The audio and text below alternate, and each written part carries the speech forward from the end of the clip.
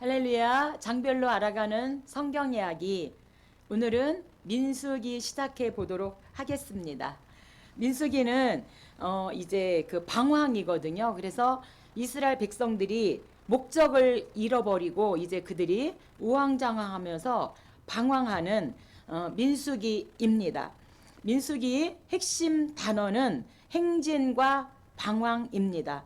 하나님의 이끄심에 따른 광야 여정과 이스라엘 백성들의 그 불신과 불순종에 의한 어려움을 기록하고 있는데, 이들이 그 불신과 불순종 때문에 목적을 잃어버리고 이제 이들이 가데스 바네아에서 이들이 방황하는 것을 중점으로 민수기에서 다루고 있습니다. 민수기의 핵심 구절 역시 14장 22절로 23절입니다. 나의 영광과 애굽과 광야에서 행한 나의 이적을 보고도 이같이 10번이나 나를 시험하고 내 목소리를 청종치 아니한 그 사람들은 내가 그 조상들에게 맹세한 땅을 결단코 보지 못할 것이요 또 나를 멸시하는 사람은 하나도 그것을 보지 못하리라 라고 22절로 23절에 말씀하고 있는데, 이제 가데스 바네아에서 정탐 보고를 들은 후 이들이 반란이 일어나요. 그래서 그 불평하고 원망하는 그 그래서 하나님을 멸시하는 사람은 한 사람도 가나안 땅에 들어가지 못할 것이라고 14장 22절로 23절에서 말씀하고 있습니다.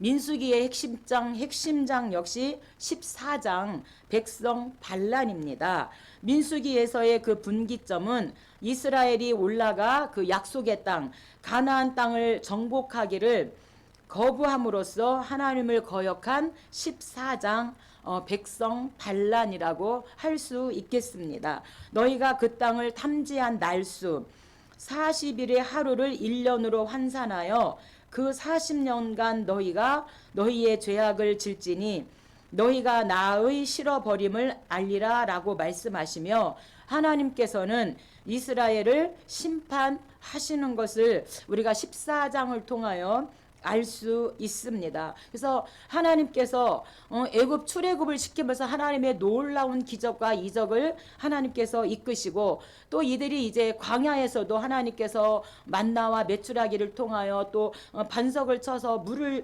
이들에게 공급하시면서 구름 기둥과 불 기둥으로 인도하셨음에도 불구하고 이제 그 땅을 정탐하고 돌아온 정탐꾼들 12명 중에 10명의 이야기를 듣고 이들의 그 하나님의 땅 가나안 땅 들어가기를 거부함으로 말미암아 엄청난 이제 하나님의 진노가 임하는 것을 우리가 14장을 통해서 알 수가 있습니다.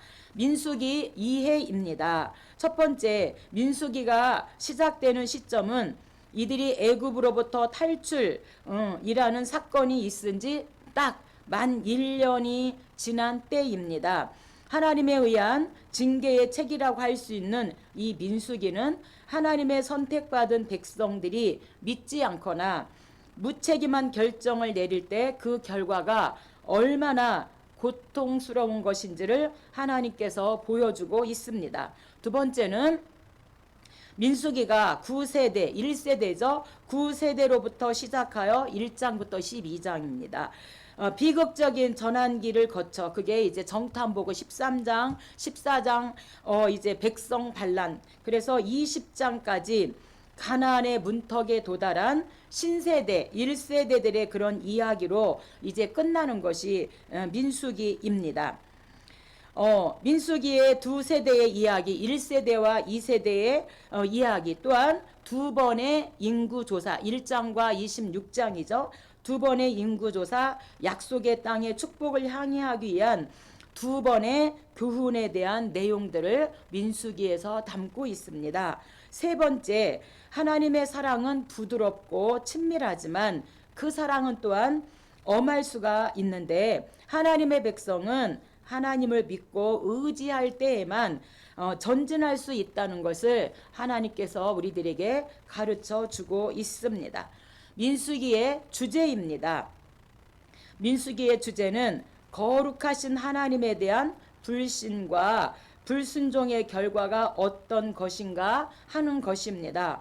하나님께서는 그의 백성을 징계하시지만 그들의 변덕스러운 변절에도 불구하고 하나님의 그 언약적 약속에는 끝까지 신실하셔서 하나님께서 이루시는 것을 우리가 알 수 있습니다. 민수기의 저자입니다. 저자는 역시 모세입니다. 오경의 저자가 모세이므로 본서의 저자 역시 모세입니다. 특히 본서신 신구약 성경 자체와 모든 고대 문헌 및 전승 그리고 교회 교부들이 모세의 책으로 인정하는 오경 중 네 번째 책이 민수기입니다. 기록연대입니다. 민수기의 기록연대는 이제 이스라엘 민족이 출애굽한 시점인 BC 1446년 이후 모세가 느보 산상에서 임종을 맞이한 BC 1406년 이전에 어느 시기에 기록되었을 것으로 보고 있습니다. 민수기의 기록 목적입니다. 하나님께서 왜 민수기를 기록하셨는가? 첫째, 불순종에 따른 징계와 순종에 따른 축복을 통해서 택한 백성이 약속의 땅에 들어가기 위해서는 반드시 성화의 과정이 필요하다는 것을 가르쳐주기 위해서 민수기를 기록했습니다. 둘째는 거칠고 고달픈 광야 여정 길일지라도 시종 하나님의 보호와 인도의 손길이 항상 함께하고 있음을 보여주는 그래서 기록하였습니다. 그렇다면 민수기에서 어떻게 우리가 그리스도를 볼 수 있는가? 본서에는 죄 많은 인간을 구원하시기 위해 희생당하신 예수 그리스도를 예시하는 흔적들을 수없이 우리가 발견할 수 있는데 장대에 높이 달린 놋뱀, 이 놋뱀은 십자가에 높이 달려 인류 대속의 죽음을 죽으신 예수 그리스도를 생생히 예표하고 또 물입니다. 물을 공급한 이 반석은 역시 영적 목마름을 해결시켜주는 그리스도의 사역을 예표하고 있습니다. 또한 매일 일용할 양식으로 공급되는 만나, 이 만나는 하늘에서 내려온 생명의 떡이신 예수 그리스도의 충만한 은혜를 암시하고 있습니다. 그 외에도 구름기둥, 불기둥, 또한 6개의 도피성, 동쪽에 3개, 서쪽에 3개, 6개의 도피성과 또 제물로 쓰인 암송아지 등이 그리스도의 사역을 예표하고 있습니다. 그렇다면 우리가 민수기가 1장부터 36장까지인데 대략 우리가 어떻게 나눠볼 것인가? 1부는 이제 1장에서 10장까지 가나안 정복을 위한 9세대의 준비입니다. 일반 백성의 행군 체제 정비, 각 1차 인구조사, 각 지파별 행군 순서, 레위인의 행군 체제 정비, 이 하나님 앞에 정결과 민족의 단결로서 부정과 의심의 제거, 나시린의 서원 규례, 세 번째 성막 봉헌과 행군 준비 완료입니다. 성막과 단의 봉헌 예물, 레위인의 취임 예식과 성전 봉사, 두 번째 유월절 의식을 거행가, 두 번째 의식을 유월절 의식을 거행하고요. 하나님의 인정과 그 임재가 일부로 볼 수가 있습니다. 이분은 9세대, 1세대의 그 반역으로 인한 가나안 정복 실패에 대해서 10장 11절부터 25장까지를 대략적으로 나누어 볼 수 있습니다. 가데스까지의 그 행군 과정에서 일어난 범죄를 다루고 있습니다. 시내산에서 이들이 출발해서 이제 음식으로 인한 하나님의 불평과 또 하나님 내가 이 백성을 낳았습니까? 왜 이 백성을 나에게 맡기셨습니까? 이런 모세의 호소와 더불어서 모세를 도운 하나님께서 70명의 장로들을 이제 붙여주시죠. 그래서 모세를 도운 70인 장로의 예비와 메추라기 기적과 불평자를 심판하시고 미리암과 아론이 그 모세를 비방하는 이제 재혼에 대해서 말씀하시고 있습니다. 두 번째로 가데스 바네아에서 대반역 사건이 일어나는 것이 13장에서 정탐 보고를 들은 후에 14장에서 이들이 이제 백성 반란이 일어나는 우리가 민수기의 핵심 장이고 가장 중요한 14장 사건입니다. 가나안 정탐꾼 파견과 보고, 10명의 부정적 보고와 백성들의 반역, 하나님의 진노와 모세의 중보기도, 원망과 불신에 대한 하나님의 징계, 또 일반 선민이 지켜야 할 규례를 말씀하고 있고요. 광야에서의 범죄, 제사장 권위와 기본 임무의 재검토, 모압 행군 시의 범죄, 이래서 1세대, 9세대의 그 반역으로 인한 가나안에 들어가지 못하는 가나안 정복 실패입니다. 세 번째로 우리가 3부로 나눠 볼 수 있는 것은 26장부터 36장까지 가나안 정복을 위한 세 세대, 2세대의 준비 과정이라고 볼 수 있겠습니다. 가나안 정복 전쟁을 위한 체제 개편, 기본 율법의 재정리를 통한 신앙의 재각성, 요단 동편 땅의 정복, 이스라엘 백성의 광야 여정 회고, 요단 서편의 정복과 분배 그리고 명령에 대해서 우리가 말씀하고 있습니다. 그래서 1장부터 36장까지 1부, 2부, 3부로 이렇게 대략 나눠보면 좋을 것 같습니다. 이 민수기는 시내 광야에서부터 이제 가나안 국경인 모압 평지에 이르기까지의 여정을 기록하고 있으며 이스라엘 백성들이 하나님께 원망하고 불순종한 일들과 이에 따른 심판들에 관한 말씀입니다. 그래서 불순종한 결과로 출애굽의 출애굽한 1세대들은 하나도 들어가지 못하죠. 갈렙과 여호수아 빼고는 하나도 들어가지 못하고 광야에서 그들의 일생을 보낸 후 광야에서 그들이 죽고 들어가지 못합니다. 그러나 2세대들 그 후손들만은 가나안 땅에 그 약속한 땅을 얻게 되어지는데 2세대들이 1세대들보다 똑똑하고 하나님 말씀을 잘 지켜서 약속의 땅에 들어간 게 아니라 2세대들이 그들의 조상보다 나아서 들어간 게 아니라 오직 하나님의 은혜와 하나님의 사랑으로 인해서 그들이 구원받았다는 것입니다. 그래서 신실하지 못한 이스라엘 백성을 향하신 하나님의 그 신실하심과 하나님의 그 은혜를 보여주는 책이 바로 민수기입니다. 우리가 민수기 1장과 26장이 1차 인구조사, 2차 인구조사, 그래서 인구조사를 하게 되어지는 1장, 1차 인구조사입니다. 이스라엘 백성들이 광야에서 이제 성막을 세운 지 한 달이 됐을 때 이제 하나님께서 뭐라고 말씀하시냐면 인구 조사를 하라고 말씀하십니다. 왜 인구 조사를 하라고 말씀하셨는가? 계속되는 그 여정에서 효율적인 그런 조직 체계의 구성과 정복, 그 다음에 전쟁을 대비한 군사 체제를 갖추기 위한 조치로서 하나님께서 인구 조사를 하라고 말씀합니다. 하지만 성막 봉사를 담당할 그 레위 자손은 인구 조사의 그 대상에서 제외시키라고 말씀하지요. 그래서 레위 지파는 인구 조사의 그 대상에서 제외시키고 에브라임과 므낫세, 그래서 이 요셉의 두 아들 에브라임과 므낫세 자손이 두 지파로 계산하여서 이제 인구 조사를 12지파로 하게 되어집니다. 1절입니다. 성경 가지고 계신 분은 다 같이 한번 읽어보면 좋을 것 같습니다.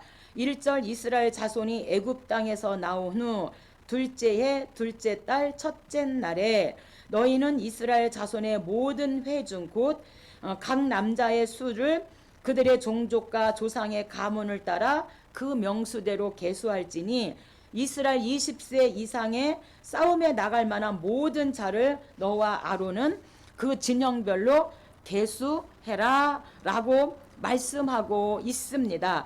1차 인구조사 1세대 인구조사를 한 것은 이제 회막 건립에 충당할 그런 세금을 징수하기 위해서 계수했습니다. 1절에 둘째 해 둘째 달 첫째 날이라고 이렇게 말하고 있잖아요. 그래서 출애굽하고 1년 15일이 지났고 성막을 세운 지는 딱 한 달이 되던 그날에 하나님께서 이제 1차 인구 조사를 하라고 말씀하셔서 이제 이들이 1차 인구 조사를 합니다. 46절에 보니까 계수된 자의 총계는 60만 3,550명이었더라. 20세 이상 전쟁에 나갈 만한 그 남자들을 계수해서 해봤더니 60만 3,550명이었습니다. 그래서 아이 여자 합하게 되어지면 우리가 약으로 200만에서 300만으로 이렇게 우리가 봅니다. 그런데 우리가 26장에서 2차 인구 조사가 나오는데 2차 인구 조사는 거의 이제 2세대들이죠. 모압 평지에서. 그래서 두 번째 인구 조사는 군사적 목적으로 이제 시행되었습니다. 그래서 1820명이 감소된 60만 1730명으로 그렇게 집계되어지는 것을 볼 수가 있습니다. 왜 이들이 1820명이 감소되었는가? 그것은 이들이 이제 13장 정탐 보고 정탐 갔다 온 이제 12명의 그 보고를 듣고 그들이 14장에서 백성 반란이 일어나고 16장에서 고라 반역이 일어나면서 많은 사람이 죽는데 거의 그 시므온 지파 시므리가 주동하게 되어져요. 또 민수기 25장에서 간음 사건 이런 사건들로 인하여서 이제 1850명 이들이 계속 자식을 낳았어도 1820명이 감소하는 이런 우리가 차이를 알 수가 있습니다. 하나님께서 이제 1차 인구를 조사하시고 나서 2장에서는 이제 20세 이상의 이 모든 남자들을 이제 동서남북으로 성막을 중심으로 배치하라고 말씀하시고 또 배치하고 하나님께서 구름 기둥과 불 기둥이 움직일 때 또 행군할 것을 모세를 통하여 하나님께서 말씀하고 있습니다. 그래서 하나님의 지시대로 각 지파의 진을 이제 배치한 기록으로 성막을 중심으로 해서 동서남북으로 이렇게 하나님께서 이제 배치하시는데 동쪽에는 유다, 이사갈, 스불론을 배치하고 18절부터 서쪽에는 에브라임, 므낫세, 베냐민을 배치하고 남쪽엔 루벤, 시므온, 갓으로 이렇게 배치를 하고 북쪽에는 단, 아셀, 납달리 이렇게 동서남북의 한쪽에 세 지파씩 이렇게 해서 하나님께서 적절하게 성막을 중심으로 이렇게 배치시키는 것을 볼 수 있는데 왜 성막을 중심으로 동서남북으로 이렇게 하나님께서 배치하셨는가? 이것은 항상 성막이 중앙에 위치하고 성막을 중심으로 생활하도록 하나님께서 성막을 중심으로 동서남북으로 이렇게 배치하도록 하나님께서 말씀하신 것을 우리가 알 수 있습니다. 2절에 이스라엘 자손은 각각 자기의 진영의 군기와 조상의 가문의 기호 곁에 진을 치되 회막을 향하여 사방으로 치라. 이렇게 하나님께서 회막을 향하여 사방으로 동서남북으로 12지파를 배치하라고 말씀하셨습니다. 왜 하나님께서 회막을 향하여 사방으로 치라고 말씀하셨는가? 항상 회막을 항상 바라보게 하여서 항상 하나님을 먼저 인식하도록 하기 위해서 회막을 중심으로 그렇게 하나님이 치라고 말씀하시고 회막 중심 생활을 통한 신앙 훈련을 위해서 하나님께서는 반드시 회막 중심으로 그렇게 동서남북으로 배치하라고 말씀하고 있습니다. 우리가 항상 교회 중심으로, 하나님 중심으로, 말씀 중심으로 이렇게 우리가 신앙 훈련을 받아야 하는데, 우리가 지금 코로나 때문에 우리가 이렇게 비대면 예배를 드리고 이렇게 하다 보니까 교회에 우리가 나가지 못하는 이런 참 아픔들을 우리가 겪게 되어지는데, 언제나 항상 우리의 중심은 교회 중심으로, 하나님 중심으로, 말씀 중심으로 이렇게 우리가 철저하게 신앙 훈련을 받을 때 우리가 바른 진로로 우리가 그렇게 하나님 중심으로 갈 수 있다라고 저는 그렇게 생각을 합니다. 34절에 이스라엘 자손이 여호와께서 모세에게 명령하신 대로 다 준행하여 진치기도 하며 행진하기도 하였더라. 아멘. 하나님께서 진을 쳐라 그러면 동서남북으로 그렇게 배지에서 진을 치고, 또 하나님께서 구름 기둥과 불 기둥이 움직이면 또 이들이 그 불 기둥과 구름 기둥을 바라보고 또 행진하는 이런 것을 하나님의 명령을 따라 했다라고 2장에서 말씀하고 있습니다. 3장입니다. 1장에서 인구 조사를 할 때 레위 지파는 뺐잖아요. 그래서 이제 3장에서 다시 레위인 인구 조사를 하게 되어집니다. 인구 조사에서 제외된 레위인들의 임무와 계수 내용으로 레위 지파 중 아론과 그 자손들은 제사장직을 수행하고, 나머지 레위인들은 제사장을 도와서 성막에서 일하도록 그렇게 배치해 주시고 계십니다. 1장에서 인구조사 때는 20세 이상의 남자들을 계수했다면, 오늘 3장에서 레위인 인구조사는 모든 남자 1개월 이상의 모든 남자들을 계수하라고 이렇게 말씀합니다. 1장에서는 20세 이상의 전쟁에 나갈 만한 남자들을 계수하였다면, 오늘 3장에서 레위인들은 1개월, 모든 남자 1개월 이상 된 남자들을 다 계수하였습니다. 15절입니다. 레위 자손을 계수하되 1개월 이상 된 남자를 다 계수하라. 레위의 아들들의 이름은 이러하니 게르손, 고핫, 무라리. 그래서 우리가 게르손, 고핫, 무라리, 그러니까 게르손이 큰 아들인 것이죠. 그런데 우리가 4장에 가서는 고핫, 게르손, 무라리 이렇게 순서가 바뀌는데, 왜 그러냐면 이 고핫 자손이 지성소를 담당했기 때문에 고핫, 게르손, 무라리 이렇게 바뀌는 것을 우리가 생각해 보면 좋겠습니다. 18절에 게르손의 아들들의 이름은 님니, 시므이. 고핫의 아들들은 아므람, 이스알, 헤브론, 우시엘. 우리가 여기서 주목할 것은 고핫의 아들 중에서 아므람과 이스알이에요. 그래야만 우리가 4장에 가서 우리가 그 다음에 4장과 16장 고라 반역을 우리가 이해하기가 쉬운데, 고핫의 아들 중에서 아므람, 이스알, 헤브론이 나오는데, 우리가 이 아므람 종족에서는 모세, 아론 이렇게 되고요. 그 다음에 이 이스라엘에서 고핫이 나오게 되어져요. 그래서 이들이 사촌간인 것이죠. 그래서 이제 고핫 이 자손에게는 가장 거룩한 것들을 다룰 수 있는 권리를 주어진 것이 바로 누구 때문에 그랬냐면 이 모세 때문에, 이 모세 때문에 이 이스라엘 계열의 이 고핫 자손들이 복을 받고 이제 거룩한 지성소를 담당할 수 있는 그런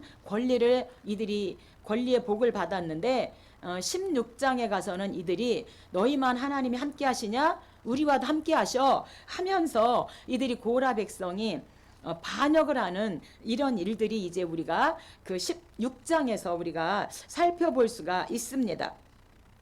20절에 무라리의 아들들은 말리, 무시이니 이는 그의 종족대로 된 레위인의 조상의 가문들이니라. 그래서 이제 3장에서 레위인 인구 조사를 하고 레위인의 그 가계도를 말씀하신 다음에 4장에서 이제 그 레위인들 고핫, 게르손, 무라리 이들에게 이제 어떻게 회막을 이들이 일할 수 있는지를 하나님께서 자세하게 분담하여서 일할 수 있도록 하나님께서 이렇게 4장에서 분담해 주시는 것을 볼 수가 있습니다. 그래서 우리가 3장에서는 게르손, 고앗, 무라리 이렇게 순서대로 말씀하셨는데 4장에서는 지성소, 성소, 그 다음에 장막 이 순서대로 고앗, 게르손, 무라리 그래서 고게무 이렇게 우리가 외우시면 좋을 것 같습니다. 4장 분담 고게무, 고앗, 게르손, 무라리 이렇게 순서대로 외우면 지성소, 성소, 그 다음에 장막 이렇게 우리가 쉽게 생각해 볼 수 있습니다. 본문은 모세가 하나님의 지시대로 레위인들의 임무를 보다 세분화하였음을 보여주는데 고앗 자손은 성소, 지성소에서 가장 거룩한 기구들을 관리하게 그렇게 분담해 주셨고 게르손 자손들은 성막의 그 휘장을 관리하게 하셨고 무라리 자손은 장막, 널판 그 다음에 기둥, 띠 이런 것들을 관리할 수 있도록 이렇게 하나님께서 세분화하여서 말씀해 주고 있습니다. 하지만 어떤 게 더 중요하고 지성소를 담당했대서 더 중요하고 또 뭐 장막, 널판 이런 것을 담당했대서 덜 중요하고 이러진 않죠. 우리가 유념해야 될 사실은 성소에서 봉사하는 일에는 덜 중요하고 뭐 이런 구분이 없이 다 하나님의 일은 중요하다는 거예요. 아멘. 4절입니다. 고앗 자손이 회막 안에 지성물에 대하여 할 일은 이러하니라. 그래서 이 고앗 자손에게는 지성물을 담당할 수 있는 그런 사명을 주셨는데 우리가 출애굽기 이제 하나님께서 성막 설계도를 주실 때 25장 언떡금이잖아. 그래서 언약궤 떡상 금초대인데 이 지성소에서 담당하는 것이 언약궤 떡상 금초대 이러한 것들을 담당하도록 하나님께서 고앗 자손에게 이 사명을 맡겨주시고요. 24절 게르손입니다. 게르손 종족의 할 일과 맬 것은 이러하니 곧 그들이 성막의 휘장들과 회막과 그 덮개와 그 위에 해달의 가죽 덮개와 회막 휘장문을 매며 그래서 이 게르손 마다들에게는 성소와 휘장을 이제 담당할 수 있는 그런 사명을 주셨습니다. 우리가 출애굽기 26장이 휘장이잖아요. 그래서 휘장을 어떻게 만들고 어떻게 관리할 것을 말씀하셨는데 이 게르손 종족에게 이 휘장과 이 성소를 담당할 수 있도록 그런 사명을 맡겨주십니다. 29절입니다. 무라리 자손입니다. 무라리 자손에게는 장막의 널판들, 그 다음에 그 띠들, 기둥들, 받침들, 말뚝들, 줄들 이런 것들을 담당할 수 있는 사명을 맡겨주시면서 우리 하나님께서 전혀 모두가 다 맡겨주셨으니까 서로가 불편함 없이 자기가 맡겨진 그런 사명을 감당하면서 하나님 앞에 영광 올려드릴 수 있도록 하나님께서 행정가 하나님이시죠. 그렇게 하나님이 이들에게 불편 없이 불만 없이 사명을 감당하실 수 있도록 그렇게 하나님께서 말씀해 주시고 세분화시켜 주십니다. 오늘날 교회에서도 우리가 직분에 따라서 우리가 하나님의 일을 하나님 앞에 하잖아요. 이렇듯이 우리가 그래서 하나님이 우리의 그 섬김을 통하여 하나님이 영광을 받으시고 계십니다. 5장입니다. 5장은요 부정, 보상, 간통 이 세 가지에 대해서 하나님께서 말씀해 주고 있습니다. 그래서 일반 백성에게 해당되는 정결 규례로서 부정할 때 어떻게 되는가, 또 손해를 입혔다면 어떻게 보상해야 되는가, 또 어떤 의심증, 의처증이나 의부증 이런 의심증이 생겼다면 어떻게 해야 되는가. 그래서 일반 백성들에게 해당되는 규례를 자세하게 한 입에 쏙쏙쏙 하나님 그렇게 우리들에게 말씀해 주고 계십니다.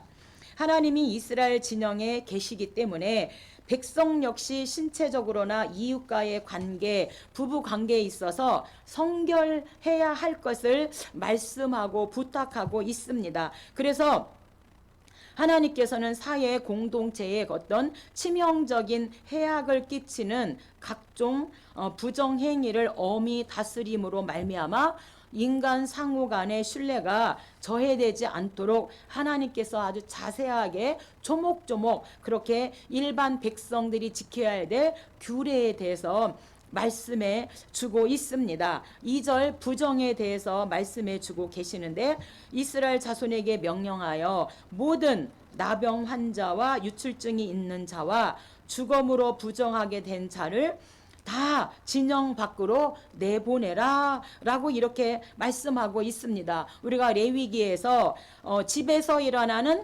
부정에 있어서 우리가 집 밖에, 그래서 레위기 13장이 나병이고 14장이 나병 정결식이고 그 다음에 15장이 유출병이잖아요. 몸에서 나오는 그 피에 대해서 말씀하고 있는데, 하나님께서 오늘 민수기에서도 일반 백성의 규례에 대해 다시 말씀하는데, 나병 환자나 이런 유출증이 있는 사람은 반드시 진영 밖에서 그 나병에 다 났으면 돌아와야 하고, 몸에 있는 그런 유출병 이런 피가 다 치료된 다음에 진영 안으로, 하나님의 전 안으로 다시 들어오게 하나님께서 말씀하는데, 왜 이렇게 말씀하셨냐면, 부정하게 된 자들을 진영 밖으로 내보내라 라고 말씀하신 건 위생 오염뿐 아니라 영적 오염을 미리 차단하기 위해서 반드시 이런 나병 환자나 유출병이 있는 자는 진영 밖으로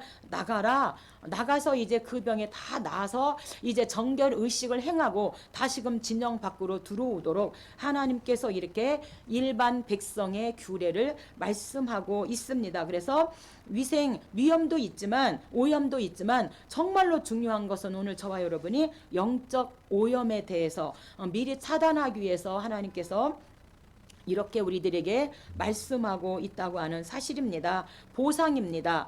우리 출애굽기 22장도 손해배상에 대해서 말씀하고 있는데, 오늘 민수기 오늘에서도 보상을 어떻게 해야 되는지 다시금 말씀하고 있습니다. 6절 이스라엘 자손에게 이르라. 남자나 여자나 사람들이 범하는 죄를 범하여 여호와께 거역함으로 죄를 지으면 그 지은 죄를 자복하고 그 죄값을 온전히 갚되 5분의 1, 20%죠.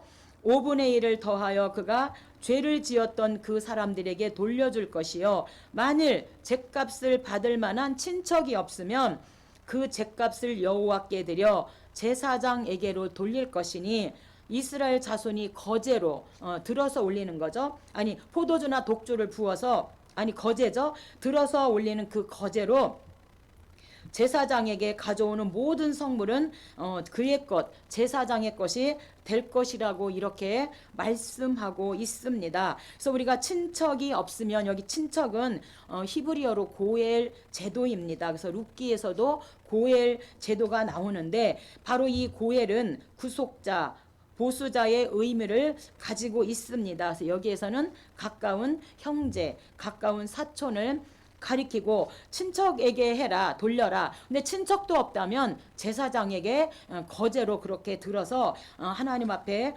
드리라고 20%를 더하여 말씀하고 있습니다. 그래서 반드시 말로만 해서는 안 된다, 이렇게 보상에 대해서 말씀하고 계시고요. 간통입니다. 의처증에 대해서 일반 백성의 규례에 대해서 하나님께서 말씀하고 계십니다. 14절입니다. 그 남편이 의심이 생겨 아내를 의심하였는데, 그러니까 의처증이죠. 남편이 아내를 의심하는 의심병이 생겼습니다. 그의 아내가 더럽혀졌거나 또는 그 남편의 의심이 생겨서 그 아내를 의심하였으나 그 아내가 더럽혀지지 아니하였다면 어떻게 해야 되는가 말씀하고 있어요. 17절에 토기에 거룩한 물을 담고 성막 바닥에 티끌을 취하여 물을 넣고 제사장이 먼저 그 여인의 손에서 의심의 그 소재물을 취하여서 그 소재물을 여호와 앞에 흔들어요. 요제로 흔들어서 제단으로 가지고 가서 제사장은 그 소재물 중에서 한 움큼을 취하여서 그 여자에게 기억나게 하는 소재물로 단 위에서 불사르고 그 후에 여인에게 그 물을 마시게 하래요. 그러면 여인이 간통죄를 짓지 않았다면 만약에 아무 이상이 없지만 만약에 정말로 간통죄를 지었다면 그 물을 마시면 그의 배가 부으며 그의 넓적다리가 마르리니 그 여인이 그 백성 중에서 저주거리가 될 것이라 이렇게 말씀하고 있습니다. 반대로 더럽혀진 일이 없다면 그렇게 물을 마셨어요. 마셨는데 아무 문제가 없는 거예요. 그러면 해를 받지 않고 임신하게 될 것이다. 이렇게 일반 백성 규례에 대해서 의심증에 대해서 말씀해 주고, 정말 우리가 하나님 말씀을 읽을 때마다 어쩜 이렇게 우리 하나님은 자세하시고 우리가 이해하기 좋게 한입거리로 먹기 좋게 쏙쏙쏙 넣어주시는지 정말 감탄할 따름입니다. 그래서 왜 하나님께서 이 넓적다리에 대해서 말씀하고 있는가? 이 넓적다리 마르는 이 히브리어로는 예레케크인데, 그래서 야레크라고 해서 여자 생식기를 말하고 있고요. 자궁에 병이 생긴다는 거예요. 그렇게 성소 바닥에서 먼지를 넣어서 그렇게 해서 그 물을 마시면 이제 자궁에 정말 그가 죄를 지었다면 병이 생겨서 임신하지 못한다는 거죠. 배가 붓고 넓적다리가 마르게 된다는 거죠. 그래서 그러면은 이스라엘은 반드시 뭘로 쳐? 돌로 쳐서 죽게 되어지잖아요. 그래서 아내 의심 해결법을 이제 하나님께서 주셨는데, 왜 그런 해결법 목적을 주셨냐면 신앙 공동체의 기초 단위와 가정 신뢰를 회복하여 가정 파탄을 막고 나아가서 그 공동체의 그 신뢰를 든든히 하고 개인 파탄도 막기 위해서 하나님께서 의처증, 아내 의심 그 해결법을 하나님께서 이러한 방법으로 주셨다고 하는 사실입니다. 그래서 5장이 세 가지 일반 백성에 대한 규례에 대해서 말씀하고 있습니다. 6장과 30장이 나시린이에요. 6장은 나시린, 그다음에 30장은 여자 나시린에 대해서 다루고 있습니다. 그래서 6장과 30장은 나시린이다. 6장 나시린입니다. 레위인이 아니더라도 하나님께 헌신하려는 사람들이 있을 수 있잖아요. 우리도 은혜 받았어요. 그러면 정말 목회자가 아니라도 나는 정말 주와 복음에서 일하고 싶다. 하나님께 헌신하고 싶다. 이런 사람들이 현재도 있는데, 이 당시에도 레위인이 아니더라도 하나님께 헌신하고자 하는 이런 사람들이 있었기 때문에 하나님께서 나시린 제도를 만드셨고요. 또 여자 나시린 제도도 30장에서 만드신 것을 우리가 알 수 있습니다. 나시린 제도는 바로 이런 사람들에게, 이제 정말 나도 주와 복음에서 일하고 싶다, 이런 사람들에게 하나님께서 만드셨는데 일정 기간 동안 자신을 구별하여 하나님께 헌신할 수 있도록 하기 위한 제도입니다. 그래서 나시린이 그 금기 사항을 어겼을 때는 다시 정결 규례를 행해야 하는데, 이 금기 사항이 뭐죠? 독주를 마시지 말고 포도주를 가까이 하지 말고 머리에 삭도를 대지 말라는 이런 것들이 있습니다. 그런데 이들이 이제 그 어떤 일정 기간이잖아요. 그래서 뭐 5년이든 3년이든 뭐 10년이든 일정 기간이 이제 지나면 정상적인 생활로 복귀할 수 있도록 그렇게 6장과 30장에서 나시린 제도를 하나님께서 만드셔서 하나님을 위해서 일하고 싶은 모든 사람은 다 레위인이 아니더라도 다 하나님의 일을 할 수 있는 그러한 제도를 하나님이 만드셨습니다. 2절입니다. 이스라엘 자손에게 전하여 그들에게 이르라. 남자나 여자가 특별한 서원 곧 나시린의 서원을 하고 자기 몸을 구별하여 여호와께 드리려면 금기사항이죠. 포도주와 독주를 멀리하고 삭도를 절대로 머리에 대지 말 것, 시체를 가까이 하지 말 것. 그래서 그의 부모가 부모, 형제, 자매가 죽었을지라도 그로 말미암아 몸을 더럽히지 말 것이니 이는 자기의 몸을 구별하여 하나님께 드리는 표가 그의 머리에 있음이라. 자기의 몸을 구별하는 모든 날 동안 그는 여호와께 거룩한 자다. 이렇게 말씀하고 있습니다. 그래서 나시린은 일정 기간 동안 뭐 3년이든 5년이든 뭐 10년이든 일정 기간 동안 또는 평생 동안 헌신 봉사하기로 서원한 이스라엘의 남녀를 말하고 있습니다. 그래서 우리가 나시린, 히브리어로 나지르, 그래서 습관적인 행위를 억제하다, 이런 뜻을 가지고 있습니다. 그래서 습관적으로 포도주, 독주, 삭도를 머리에 대지 않고 시체를 가까이 하지 말아라. 그래서 이렇게 행위를 억제하라고 말씀하고 있습니다. 그래서 우리가 레위기 27장도 이 서원한 사람들이 하나님 앞에 드리는 예물의 규례에 대해서 말씀하시고, 민수기 보면 6장과 30장 여자 서원장에 대해서 말씀하고 있는데, 우리가 사사기 13장 삼손이 나와요. 그런데 삼손은 단지파 사람입니다. 그래서 하나님께 나시린이잖아요. 또 사무엘도 에브라임 지파인데 사무엘상 2장 어머니가 기도로 이 사무엘을 낳죠. 그래서 아들 주시면 내가 하나님께 드리겠습니다. 그래서 이 사무엘도 나시린으로서 그렇게 하나님 앞에 드려진 것을 우리가 사무엘 삼손을 통해서 우리가 알 수 있습니다. 7장입니다. 7장은 지도자들이 하나님께 이제 예물을 드리는데 12지파의 그 12명의 지도자들이 지루하리만큼 똑같은 제물을 하나님께서 날마다 그렇게 드리는 것을 7장에서 말씀해 주고 있습니다. 12지파의 그 지휘관들이 성막 봉헌 시에 예물을 바친 내용입니다. 그래서 우리가 출애굽기 40장이 봉헌 영광이잖아요. 그래서 우리 성막을 봉헌했을 시에 이들이 정말 이제 하나님 앞에 지파별로 매일매일 지휘관들이 하나님 앞에 예물을 드렸다 해서 지도자 예물입니다. 그래서 역사적으로 볼 때 성막 봉헌식은 하나님께 대한 헌신과 성결이라는 이 주제를 우리가 입각하에 지휘관들이 예물을 바친 그런 의의를 밝히기 위해서 기록하고 있습니다. 그래서 우리가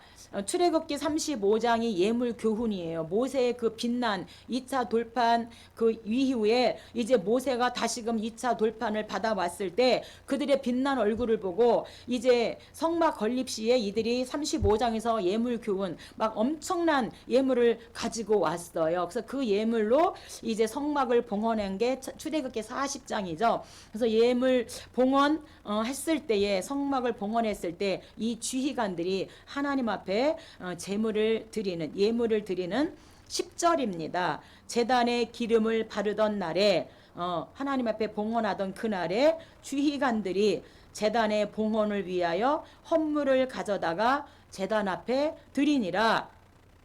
11절 지휘관들은 하루 한 사람씩 제단의 봉헌물을 드릴지니라. 첫째 날에 유다 지파, 둘째 날에는 이사갈 지파, 셋째 날에는 스불론 지파, 넷째 날에 루벤 지파, 다섯째 날에 시므온 지파, 여섯째 날에 갓 지파, 일곱째 날에 에브라임, 므낫세, 베냐민, 단, 아셀, 납달리 이렇게 12지파의 지휘관들이 똑같은 예물을 동일하게 그렇게 반복해서 예물을 드렸어요. 지루하리만큼 왜 이렇게 길게 하나님께서 기록하셨는가? 그것은요, 동일한 예물을 반복적으로 드렸다 할지라도 하나님은 그 예물을 개별적으로 그렇게 동일한 예물을 드린다 할지라도 하나님은 매번 우리가 드리는 그 예물을 기쁘게 연락하신다는 거예요. 그래서 그것을 내가 항상 기쁘게 받고 있어. 너의 마음과 그 예물을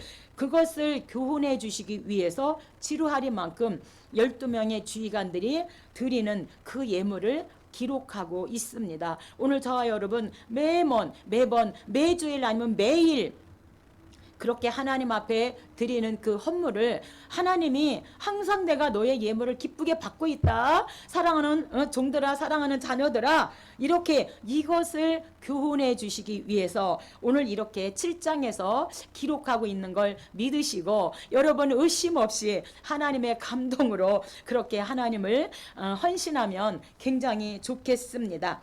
8장입니다. 8장은요. 이제 레위인 위임식에 대해서 말씀하고 있습니다. 오늘 민수기 8장도 레위임식인데 레위기 8장도 제사장 위임식입니다. 같은 맥락의 말씀입니다. 그래서 성막 안에 어둠을 밝히던 그 등잔 때는 참 세상의 참 빛 대신 예수 그리스도를 예표하는 것뿐 아니라 세상에 빛된 역할을 감당해야 할 예수 그리스도인의 그 임무를 제사장 레위인 위임식을 통하여서 그 임무에 대해서 상기시켜 주시는 말씀이 오늘 8장 레위인 위임식입니다. 그래서 이 레위인들이 속죄 제사, 그래서 속죄제가 우리가 레위기 4장 대속죄일, 레위기 16장 대속죄일이잖아요. 속죄제 대속죄일이잖아요. 레위기 4장과 16장. 그래서 그 속죄 제사를 드리고 물로 정결하게 하는 레위인의 성결 의식은 그들을 일반 백성과 구별하여 하나님께 헌신하기 위해서 이들을 위임식으로 이들을 세우셨다고 하는 사실이고, 그래서 오른쪽 깃불이 오른쪽 엄지손가락, 오른발 엄지발가락에 피를 바르신 것은 구별되어져서 성결하게 하나님 음성만 듣고 하나님 일에만 그 손으로 하고 거룩한 곳에만 가라고 하나님께서 우리가 레위기 8장 제사장 위임식에서 오른쪽 깃불이 오른쪽 엄지손가락, 오른발 엄지발가락에 피를 바르셨습니다. 그래서 10절 레위인을 여호와 앞에 나오게 하고 이스라엘 자손이 그들에게 안수하게 한 후에 아론이 이스라엘 자손을 위하여 레위인을 흔들어 바치는 요제적 제물로 여호와 앞에 드릴지니 이는 그들에게 여호와께 봉사하기 위함이라. 그래서 흔들어서 바쳐서 레위인들을 위임식으로 이제 오직 구별된 그런 삶으로 하나님 앞에 일하라고 그렇게 위임식을 하는 것을 알 수가 있습니다. 9장입니다. 9장은 이제 출애굽하고 딱 이들이 이제 성막을 건립하고 딱 1년 되었을 때에 두 번째 유월절을 지키는 두 번째 유월절입니다. 그래서 9장 유월절, 우리가 유월절은 1월 14일입니다. 그래서 출애굽기 12장에서 이들이 1월 14일 날 이들이 짐승 잡아서 문설주 좌우에 피를 바르고, 그래서 피가 있는 집은 죽음이 넘어가고 피가 없는 그 애굽에는 모든 장자들의 죽음이 임했습니다. 근데 이들이 이제 출애굽해서 딱 1년이 되었을 때 두 번째 유월절을 하나님 앞에 드리는 민수기 9장 유월절입니다. 이스라엘은 가나안을 향한 행군을 하기 앞서 이제 두 번째 유월절을 이제 지키게 되어집니다. 유월절은 하나님이 이스라엘을 구속하신 것을 기념하는 절기로서 백성들은 유월절을 준수함으로써 하나님의 언약 백성이라는 것을 확인하도록 그렇게 하나님이 하셨습니다. 그래서 하나님은 구름과 불기둥으로 자신의 임재를 나타내시면서 친히 이스라엘을 인도하시는 것을 우리가 알 수 있습니다. 1절 애굽 땅에서 나온 다음에 첫째 달에 모세가 이스라엘 자손에게 명령하여 유월절을 지키라 하매 그들이 첫째 달 14째 날 해질 때에 시내 광야에서 유월절을 지켰으되, 시내산이죠.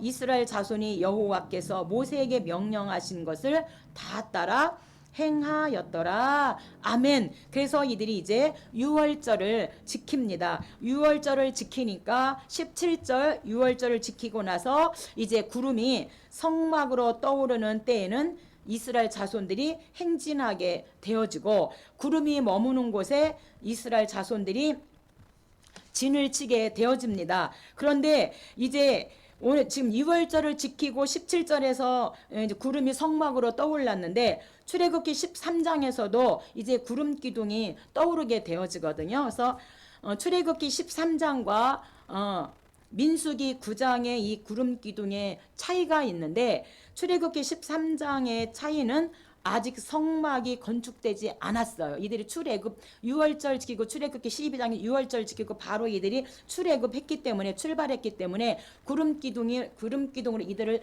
인도했지만 그때는 성막이 건축되지 않았고, 오늘 본문 민수기 오늘 9장에서는 성막을 이들이 건립하고 나서 유월절을 지켰잖아요. 그래서 성전 중심의 신앙생활을 하도록 말씀과 구름 기둥으로 하나님이 이제 이들을 이끄시는 것을 우리가 알 수 있습니다. 그래서 출애굽기 13장과 민수기 9장의 유월절은 다르다. 성막을 짓기 전, 그 다음에 민수기는 9장은 성막을 지은 후에 이들이 두 번째 유월절을 지켰습니다. 자, 이들이 유월절을 지키고 나니까 10장입니다. 이제 구름 기둥이 떠올라서 이들이 이제 출발하게 되어집니다. 그래서 하나님은 이스라엘의 그 광야 여정을 친히 인도하시고 지혜로운 방법을 알려 주셨는데, 이제 그 많은 사람들을 어떻게 이야기를 전달할 수 있는가? 하나님께서 나팔을 만들어서 이제 나팔 소리로 이제 출발과 이런 정지를 나팔 소리로 알리라고 하나님이 말씀하시고, 이 나팔 소리로 각종 절기를 알리는 그런 신호를 삼으라고 말씀하시면서 이제 나팔, 은나팔을 만들어라, 이렇게 하나님께서 출발하기 전에 말씀합니다. 이 나팔 소리는 하나님의 명령에 즉각 순종할 것을 촉구하는 의미를 가지고 있습니다. 그래서 이스라엘은 성막을 중심으로 이제 행군하였으며 모세는 늘 하나님의 동행을 간구합니다. 우리가 찬송가 168장 나팔 불 때 나의 이름, 우리 주님이 이제 재림의 주님으로 오실 때도 나팔 소리와 함께 우리가 이제 공중에 들러 올라가게 되어지잖아요. 그래서 이제 하나님께서 이 모든 나팔로 이제 모든 것을 이제 모임을 하라고 하나님께서 말씀하시면서 나팔을 만들어라. 2절입니다. 은 나팔 2개를 만들되 두들겨 만들어서 그것으로 회중을 소집하며 진영을 출발하게 할 것이다. 이렇게 말씀합니다. 여기서 은나팔은 히브리어로 투테라 케세프, 그래서 은을 쳐서 만들고 끝이 약 1m 가량 나팔 모양으로 그렇게 벌어진 긴 모양의 나팔을 의미하고 말하고 있습니다. 3절입니다. 나팔 2개, 그러니까 2번을 빵빵 이렇게 2번을 불 때는 온 회중이 회막 문 앞에 모여서 4개로 나와라. 2번을 불 때는 온 회중이 다 이 성막으로 나와라. 이렇게 지금 사인을 하시고요. 나팔을 하나만 빵 하고 불 때는 이스라엘의 천부장 된 지휘관들이 모여서 4개로 나올 것이라고, 이렇게 나팔 소리 2번과 나팔 소리 1번을 불 때 이렇게 하나님께서 말씀해 주고 있습니다. 그래서 이 나팔 소리는 하나님의 그 전능하시고 장엄하신 음성과 그 말씀을 상징하고 있습니다. 11절 둘째 해 둘째 달 스무날에 구름이 증거의 성막에 떠오르매 이스라엘 자손이 광야에서 출발하여 자기 길을 가더니 파란 광야에 구름이 머무니라. 아멘. 이제 그래서 이들이 유월절을 지키고 이제 14일이고 스무날이니까 일주일 됐을 때 구름이 증거의 장막에서 떠오르면서 이들이 이제 그 구름을 따라서 이제 출발하게 되어져서 이들이 이제 출애굽기 19장 이들이 출발해서 이제 애굽에서 출발해서 이들이 이제 도착을 출애굽기 19장에서 시내산에 도착하잖아요. 도착해서 이들이 10개월 10일 동안 머무르게 되어져요. 그래서 우리가 시내산 도착했을 때 3개월이 됐을 때 이들이 시내산에 도착해서 이제 거기서 10일 머무르면서 성막을 이제 건립하고 이제 이들이 이제 두 번째 유월절을 지키고 이들이 출발하게 되어지는 이제 10장 출발입니다. 벌써 시간이 다 되었어요. 그래서 다음 주에 11장 이제 우리가 출애굽기 15, 16, 17, 18장은 스에즈만을 중심으로 그렇게 하나님께서 다루었다면 11장부터는 우리가 이제 아카바반이에요. 홍해를 볼 때 아카바반을 중심으로 이들이 이제 나아가고 결국에는 가데스 바네아 14장에서 이제 엄청난 그런 이제 백성 반란이 일어나게 되어지는데 다음 주에 11장부터 이어서 하도록 하겠습니다. 감사합니다.